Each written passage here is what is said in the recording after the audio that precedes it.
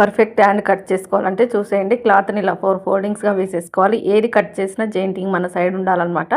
ఈ విధంగా వేసేసుకొని చూడండి, ఇలా ఈ విధంగా వేసేసుకోవాలి. ఇలా వేసేసుకొని స్టార్టింగ్లో వచ్చేసి మన ఖర్చులు అనేవి తీసేయాలన్నమాట. నాకు ఇక్కడ స్ట్రేట్గానే ఉంది కాబట్టి నేను ఇక్కడ ఖర్చులు ఏమీ తీయట్లేదు.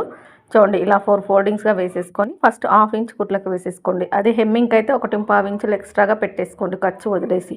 ఖర్చుతో కలిపి 1.5 పెట్టుకున్నా సరిపోతుంది. ఇప్పుడు సైజ్ బ్లౌజ్ యొక్క హ్యాండ్ తీసుకొని ఈ విధంగా నీట్గా పెట్టేసి సెట్ చేసుకోవాలన్నమాట. ఇలా ఈ విధంగా సెట్ చేసేసుకొని హైట్ దగ్గరికి ఇక్కడ బుట్ట ఉంది కదా, నేను బుట్ట వదిలేసి హైట్ ఇస్తున్నాను అనమాట. నేను మళ్ళీ పైన బుట్టకు ఎక్స్ట్రాగా ఇస్తాను. ఈ విధంగా లైన్ వేసేసుకొని చంకదింపు చిన్న సైజ్ కదా, ఇది 7 ఇంచెస్ ఉందన్నమాట. ఆమ్ రౌండ్ అనేది 7.5కి తక్కువగానే ఉంది, 7 ఇంచెస్ ఉందన్నమాట.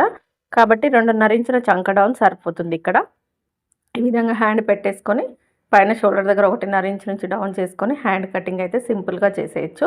పైన బుట్ట ఎక్కువగా లేవ్వకుండా రావాలి అంటే 2 ఇంచుల వెడల్పు 2 ఇంచుల పొడవు పెట్టేసుకొని ఈ విధంగా బాక్స్ షేప్ ఇచ్చేసుకొని నీట్గా ఈ విధంగా కర్వ్ అనేది ఇచ్చేసుకుంటే బుట్ట అనేది పెట్టినా కూడా ఎక్స్ట్రాగా లేవకుండా ఉంటుంది. కొంతమంది కస్టమర్స్ ఏంటంటే ఎక్కువగా లేవ్వకుండా కావాలి అనే వారికి ఇలా పెట్టేసుకుంటే బుట్ట వచ్చేస్తుంది, అలాగే ఎక్కువగా లేవ్వకుండా నీట్గా కనిపిస్తుంది అనమాట. కొంతమందికి ఇష్టం ఉండదు కదా, ఈ విధంగా కట్ చేసి స్టిచ్ చేయండి.